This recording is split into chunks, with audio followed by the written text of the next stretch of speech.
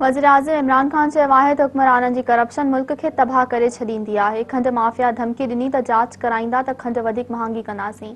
मुंहिंजी का बि लॉबी नाहे। मुंहिंजी जिदोजहद हुक्मराननि जी करप्शन जे ख़िलाफ़ हुई। वज़ीर-आज़म हाउस में सॼे मुल्क जे आबादकारनि वज़ीर-आज़म इमरान ख़ान सां मुलाक़ात कई ऐं मसइला पेश कया।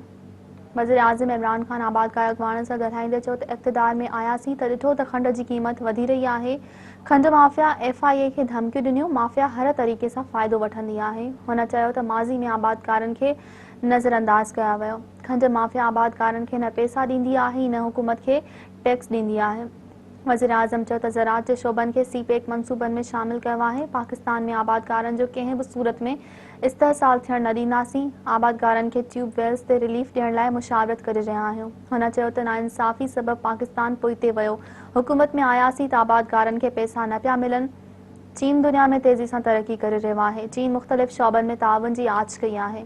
इन मौक़े ते जमशेद इक़बाल चीमा चयो त गुज़िरियल हुकूमतनि सरकारी रेट खां घटि ते आबादकारनि खां कमत ख़रीद कयो।